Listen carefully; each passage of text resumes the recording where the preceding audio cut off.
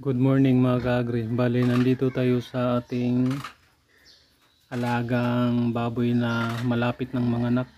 Ganun pa rin mga ka-agri. Overdue na siya mga ka-agri kasi ika 116 days na niya ngayon. Bali, ika 116 days na niya ngayon mga ka-agri. Hindi pa siya nanganak. Yan o. Hindi pa siya naglilibor mga ka-agri. Sana ngayon itong araw na to ay manganganak na to. Inano natin yung gagalit ng mga ka-agri kapag inano yung ano niya mga ka-agri. Dati hindi naman ganun mga ka-agri. Yan o.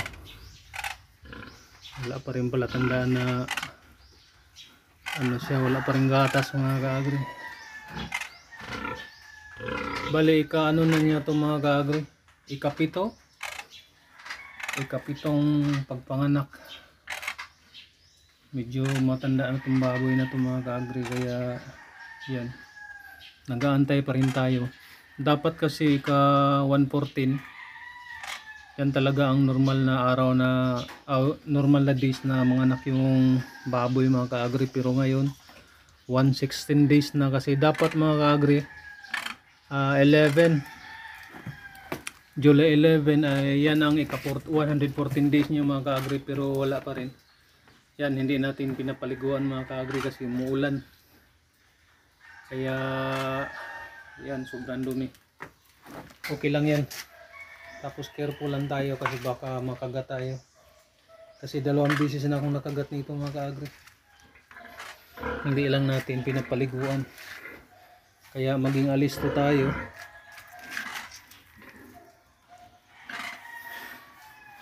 Masimasin natin yung alaga natin para maging sanay siya sa ano natin ba, sa kanya ng amo.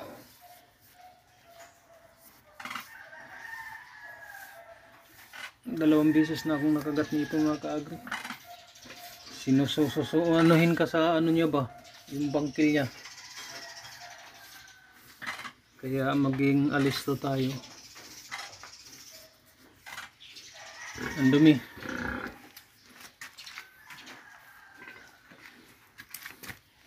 Kapag mga ano kasi, sinyalis kasi mga ano mga ka-agri, malapit na siyang mga anak.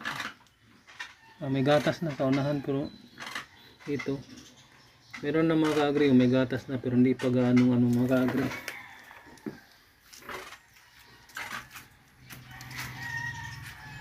Wala pa rin sinyalis na ano.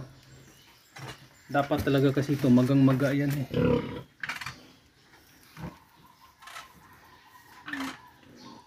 Sa huwitan wala pang ano.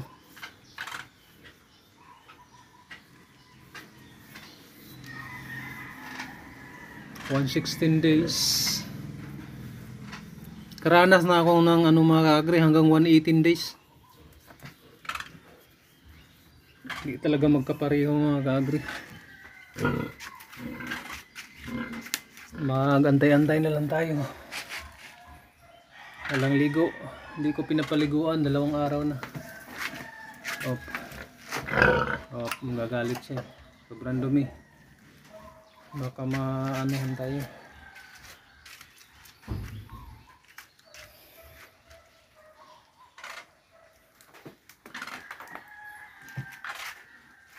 Sana itong araw na to ay manganak na itong mga ka-agri. Para hindi naman tayo magano ba, palaging pagising, palaging gumigising, lalo pag gabi mga ka-agri. Pag madaling araw, importante kasi kapag manganak yung alaga mo ay maging alisto ka. Yan, masanay siya sa ano ng amo niya. Himas.